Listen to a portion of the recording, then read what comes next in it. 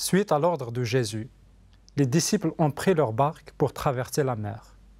Ils ramaient, mais ils n'arrivaient pas à avancer car les vents étaient contre. Soudain, Jésus leur apparaît. Et là, une rencontre extraordinaire a lieu entre Jésus et Pierre. Restez avec nous.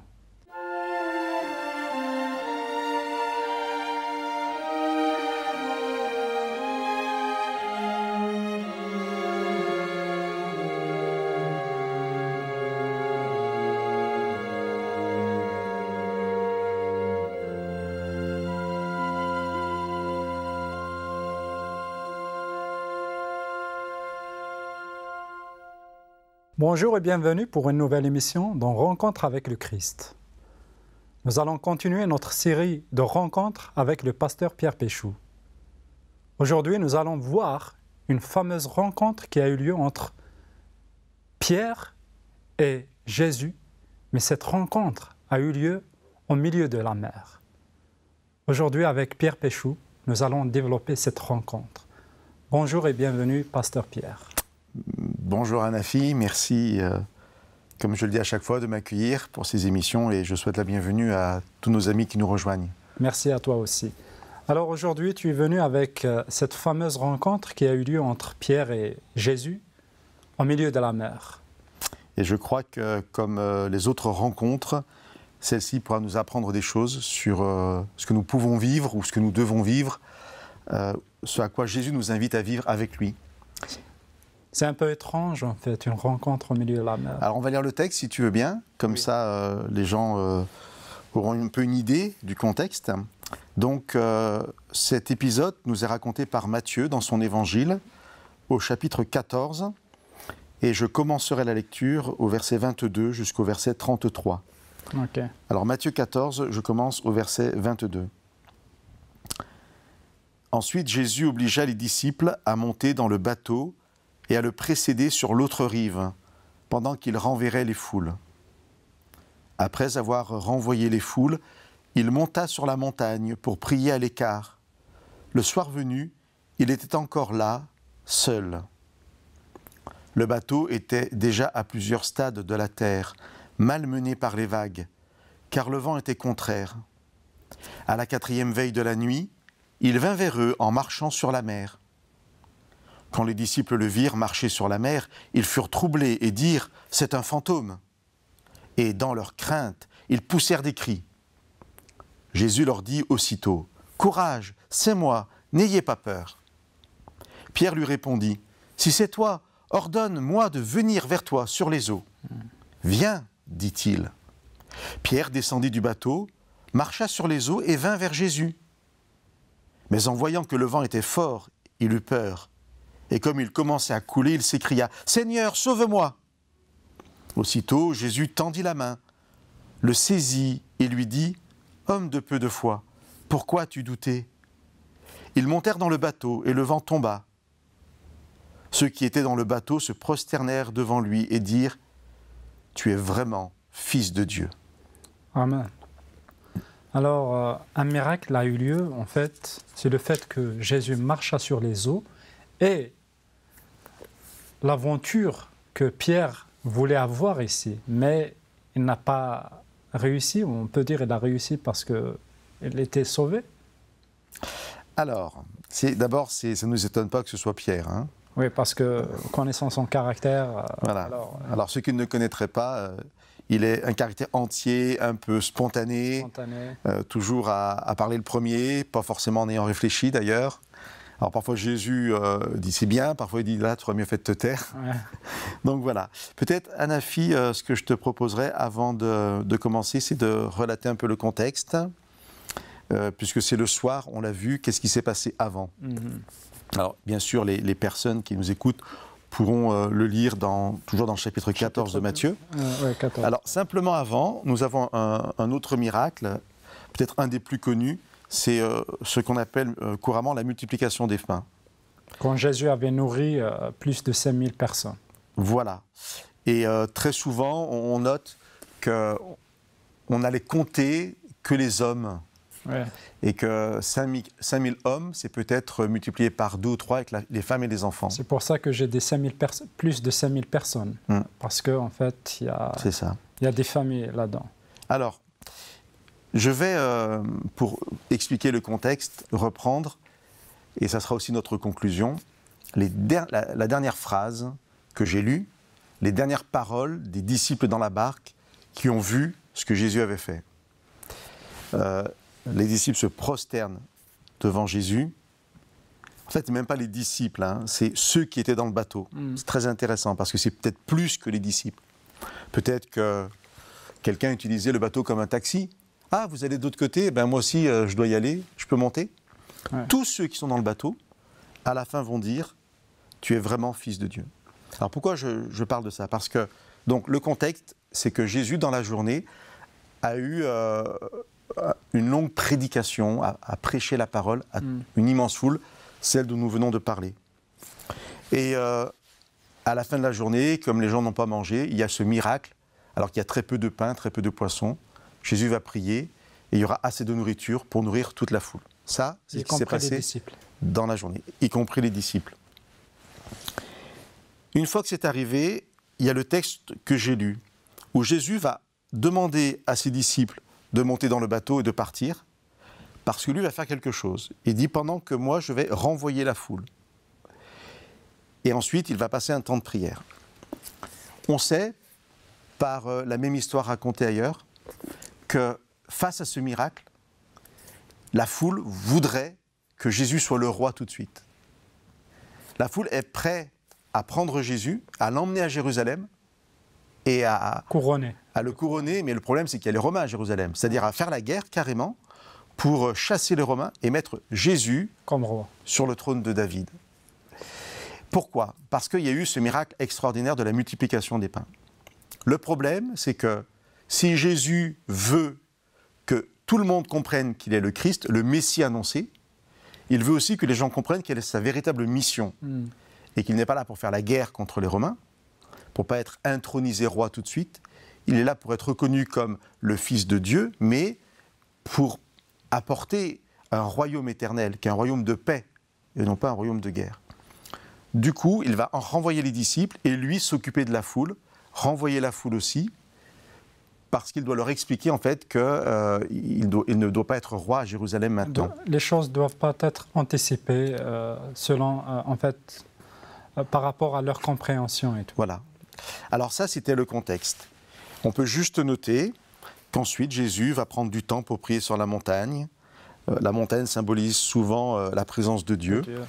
Et Jésus, tout fils de Dieu qu'il est, puisque c'est la fin de notre histoire, a besoin de prendre de longs moments avec son Père à part. Et bien sûr, nous pouvons voir ici une leçon pour nous, hein. C'est aussi ce que nous sommes appelés à faire, prendre du temps seul avec Dieu, avec le Père. Aussi, c'est une grande tentation, le fait que Jésus était proclamé comme roi, avant même le moment qu'il fallait être proclamé. Et oui, là, il a évité, en fait, il a pu surmonter une telle tentation, et là, il se retire vers le Père, je pense. C'est ça, c'est intéressant que tu le notes. La tentation, elle est dans le fait d'être reconnu comme roi, mais pas pour les bonnes raisons. C'est ça. Alors voilà, on a pris du temps, c'était bien, pour les gens comprennent peut-être mieux maintenant pourquoi Jésus a dû rester seul. Et on va arriver donc tout doucement à la rencontre de Jésus et de Pierre. Mais avant, des choses que tu as dites dans ton introduction et qui sont déjà pleines d'enseignements. Et là, je voudrais qu'on prenne quelques minutes pour réfléchir à ces disciples que je trouve assez courageux et obéissants. Ils sont avec Jésus, ils ont fait le choix de Jésus. Jésus leur demande de monter dans la barque, ils vont le faire. Même, le texte est plus précis, il les obligea. Je pense que les disciples auraient voulu rester pour aussi dire « Ouais, tu es le roi, c'est toi qui vas régner sur Jérusalem. » Ils étaient motivés. Voilà. Mais Jésus dit « Allez, je vous oblige, vous montez sur la barque. » Et l'ordre de Jésus, c'est « Vous allez sur l'autre rive. » Et là, on voit des heures après, la 4e veille dont parle le texte, nous situe entre 3 et 6 heures du matin. Ils sont partis à la fin de la journée, donc en toute fin d'après-midi. Ça veut dire que ça fait des heures et des heures qu'ils rament parce que Jésus l'a demandé. On aurait très bien pu comprendre qu'ils arrêtent de ramer. Les vents sont contraires. Ça veut dire que s'ils lèvent les rames, sans plus rien faire, le bateau va revenir au point de départ. Le problème, c'est que Jésus leur a demandé de partir sur l'autre rive. Et donc les disciples rament. Donc ils avancent, mais très très très doucement. C'est épuisant de ramer à contre-courant, dans le sens où c'est contre le vent, donc c'est à contre-courant. Et donc là, je voudrais noter quand même l'obéissance des disciples, qui ne se disent pas « c'est n'importe quoi ce que Jésus nous a demandé ». Jésus l'a demandé, on avance. Mais la deuxième chose, c'est comment Jésus peut me demander quelque chose, me dire de faire quelque chose, et que cette chose soit difficile à faire. Si Jésus est celui qu'il prétend être, les choses devraient être simples. Si c'est Jésus qui me l'a demandé, tout devrait se dérouler facilement. Ce n'est pas le cas ici. Non, et là, il y a une grande leçon. C'est que on sait, nous, puisqu'on a lu le texte, que Jésus va être au pire de l'épreuve, au cœur de l'épreuve, Jésus va venir. Et ça, c'est une réalité. C'est que si, parce que moi, dans ce monde, je croyais en Dieu, tout se passait toujours bien, ça ne serait pas possible, parce que ça ne serait pas ce vrai monde. Et du coup, tout le monde voudrait être avec Jésus, parce que ça deviendrait magique. Ce sont des illusions. Il n'y aurait même plus besoin de foi. En fait, non. On est dans un vrai monde difficile, mais Dieu est vivant, Jésus est vivant, il nous donne parfois des missions difficiles, mais au cœur de la tempête, il va venir à notre rencontre. Au moment où on a l'impression que plus rien ne va, Jésus va venir à notre rencontre. Mais il faut toujours ramer. Mais il faut toujours ramer, ne pas se désespérer. Même si les vents sont contre. Alors, peut-être là juste, Anafi, on pourrait prendre d'autres textes qui nous montrent que même si on abandonne, eh bien Jésus, lui, ne nous abandonne pas. Et toujours le même Pierre, à un moment, Pierre va abandonner Jésus en quelque sorte. Jésus va lui parler, il va lui dire « Quand tu seras revenu, je prie pour toi, Pierre, quand tu seras revenu, eh bien, je te redonnerai ton travail. » Et là, on voit bien que Jésus ne nous abandonne jamais. Et là, au cœur de la tempête, dans la nuit, Jésus va arriver. Amen. Alors, on s'arrête ici pour cette première partie. C'est que Jésus arrive au bon moment. Exactement. On a vu durant cette première partie comment, en fait, Jésus est intervenu suite à ses prières, suite à un moment qu'il avait passé avec le Père, et aussi comme pasteur Pierre vient de le développer, il était proclamé roi. Il avait surmonté une telle tentation et il envoie ses disciples pour qu'ils rament. Alors, nous sommes dans la vie, on rame, mais Jésus est présent. Restez avec nous pour la deuxième partie et nous allons continuer la rencontre entre Jésus et Pierre. Merci.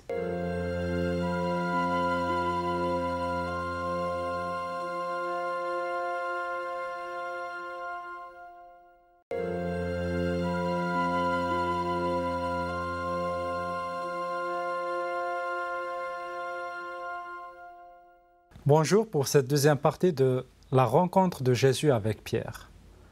Nous n'avons pas parlé de la rencontre de Jésus avec Pierre durant la première partie.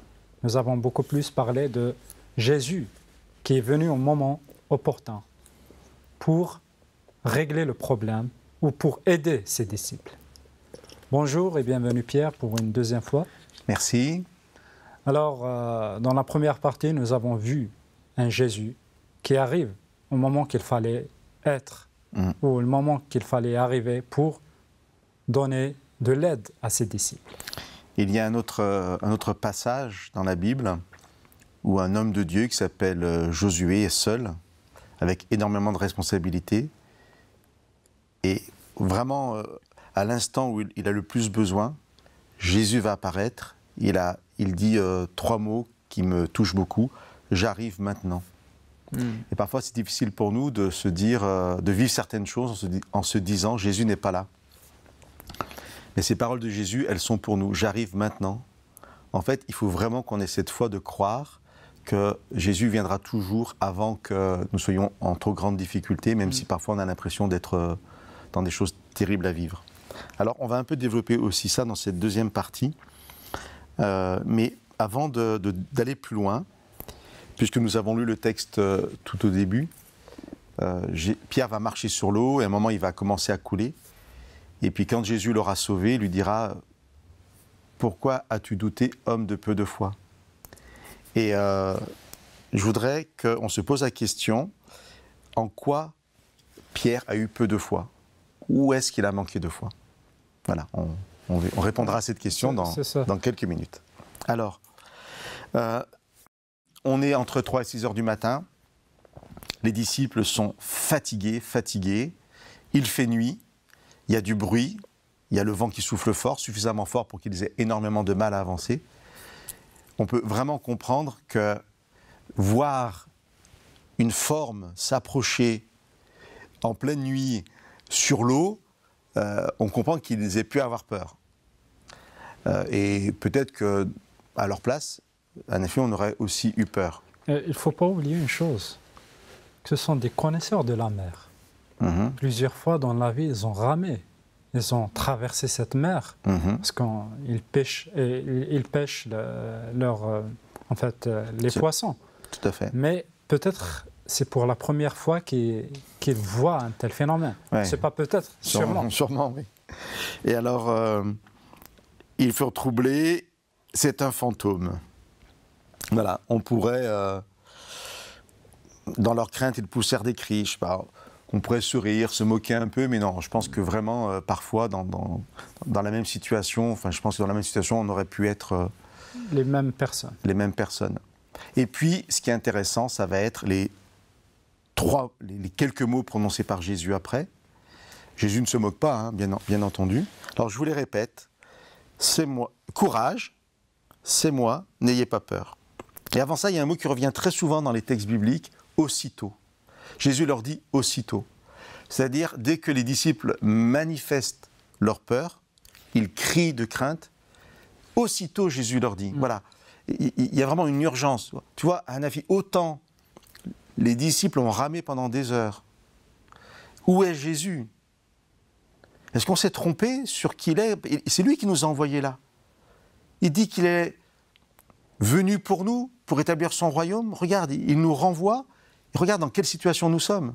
Où est-il? Nous ramons. Lui, il est où? Et pourtant, il était proclamé comme roi. Oui, c'est ça, quoi. Donc, c'est pas possible. Eh bien, cette longue période d'absence ou du silence. Et tout de suite là, aussitôt, Jésus leur dit, dès que Pierre coule, aussitôt, Jésus lui saisit la main. Et du coup, quand on est dans l'urgence, Jésus est là au bon moment. J'arrive maintenant. 3 mots. J'aimerais que nos amis, toutes les personnes qui nous écoutent, reçoivent maintenant ces mots pour eux. Courage, c'est moi, Jésus, n'ayez pas peur. Qu'on prenne ça comme un cadeau que Dieu nous fait aujourd'hui. Courage, c'est moi, n'ayez pas peur. Même dans le pire des cas, même dans une situation vraiment dramatique, c'est le chaos et tout. Et là, ce sont des paroles très fortes de la part de Jésus. Prononcées par la personne qui est capable de calmer les tempêtes. De renverser les situations. Et donc, ce ne sont pas des paroles en l'air. Si je te dis les mêmes choses, tu seras peut-être encouragé. Je te dis, courage, Hanafi, n'aie pas peur, je suis là. Peut-être ça t'encouragera dans une situation ou une autre. Mais n'empêche que je reste Pierre, pas grand chose, quoi, en quelque sorte. Un être humain. Voilà. Maintenant, si Jésus, c'est pas si Jésus. Maintenant, parce que Jésus, Hanafi, te dit, courage, Hanafi, c'est moi, Jésus, n'aie pas peur. Là, tu peux vraiment être sûr que tu ne couleras pas. Mais on n'y est pas encore. Alors, on sait que quand Jésus dit ça, si on le laisse monter dans la barque, la tempête va se calmer, tout est fini. Mais il y a un petit épisode supplémentaire, alors on arrive tout doucement à Pierre. Vers Pierre. Donc notre fameux Pierre de tout à l'heure, qui est toujours spontané. Il aime prendre la première place et tout. Oui, c'est sûrement un des plus âgés. Par différents textes, on voit que son autorité, sa responsabilité vient sûrement du fait qu'il est un peu plus âgé peut-être que d'autres disciples. Et du coup, il est aussi normal dans cette culture, cette tradition d'être un peu en avant. Si c'est toi, ordonne-moi de venir vers toi sur les eaux. Alors, ça ne me gêne pas, si c'est toi, parce que au départ, c'est un fantôme. Cette parole de Jésus peut être que Pierre a besoin d'être rassuré. On a expliqué le contexte de la nuit, de la tempête, de la fatigue. Hein. Ça fait 3 éléments à décharge pour Pierre. Voilà, si c'est toi. Et alors, ok, dit Jésus, viens. Tout de suite, viens, dit-il. Là, on va rentrer dans cette rencontre. C'est Jésus qui vient à la rencontre des disciples et donc de Pierre pour les sauver. Et Pierre va demander de venir de façon particulière, lui, à la rencontre de Jésus. Et Jésus lui dit, viens. Voilà, tout est résumé dans ce mot. Si Jésus me demande de venir, je peux aller avec confiance. Quelle que soit la tempête qui m'entoure, les vents sont contraires, ce sont les ténèbres, je suis fatigué, mais Jésus m'a dit, viens. Je peux y aller. C'est ce que fait Pierre. Oui, il avait assez de foi pour faire le premier pas, Pierre, ici. Pierre descendit du bateau, marcha sur les eaux. Oui, effectivement, Anafi, on peut dire qu'il a assez de foi pour s'aventurer comme ça. Regarde, on est assis tranquillement dans des fauteuils très bien, mais un instant, essayons de nous mettre à la place de Pierre, parce que si les vents sont contraires, enfin, il y a des vagues. Enfin, je veux dire, il fait nuit. Moi, je déteste nager quand il fait nuit. On voit rien. Affreux, quoi. Enfin, personnellement, j'aime pas du tout ça. Jamais tu me fais descendre de la barque pour marcher sur l'eau. Ouais. Bon, Pierre, personne ne le force, c'est lui qui demande. Mais je crois qu'il est vraiment aussi dans cette joie. Jésus a dit, c'est moi qui viens. Alors, il est tellement de voir Jésus, en fait. Donc, je veux venir, quoi. Si c'est toi, allez, je viens. Mais je pense que le problème réside ici. Il n'arrive pas à être sûr que c'est Jésus qui est en face. Alors là, tu es en train de répondre à ma question tout à l'heure. En quoi il a douté? Où est son manque de foi? Et je pense que tu donnes en fait la bonne réponse. On y arrive tout doucement, effectivement. Viens, dit Jésus. Pierre descendit du bateau, marcha sur les eaux et vint vers Jésus. Magnifique. Mais, en voyant que le vent était fort, il eut peur et il commençait à couler, s'écria « Seigneur, sauve-moi ».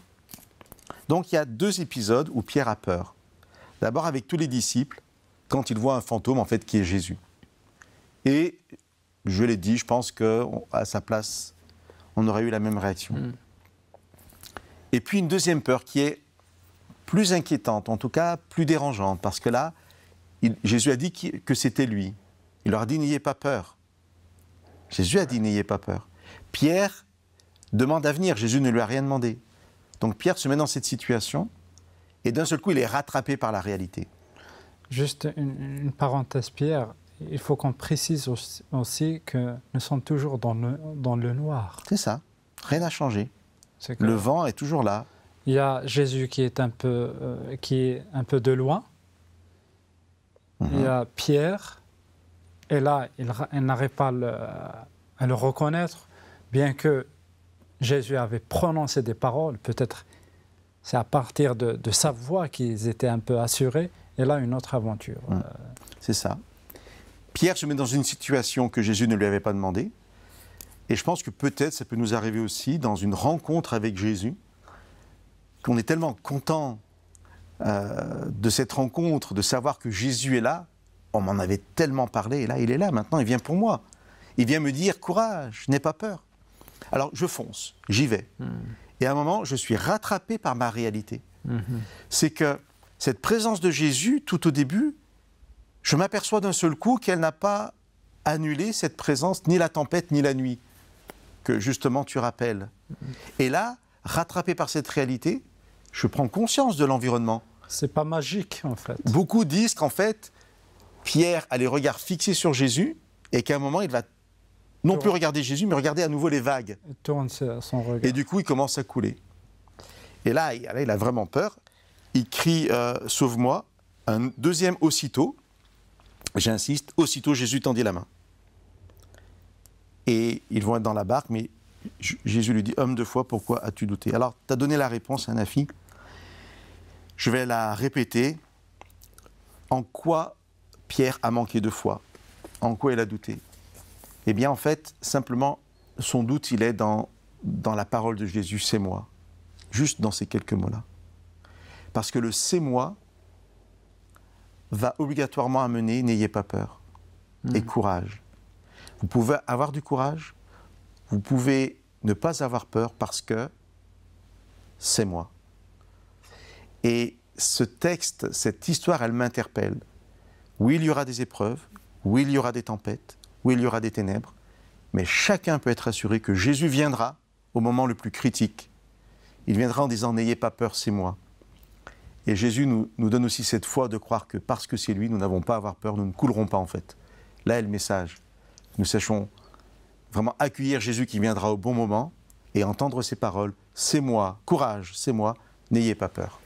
Merci beaucoup Pierre pour ces explications. C'est très très enrichissant. À n'importe quel moment, un moment dur de ta vie, Jésus va apparaître pour bannir la crainte qui est dans ton cœur, pour te donner l'assurance et pour continuer le chemin de ta vie. N'hésitez pas à prendre contact avec nous et à très très bientôt.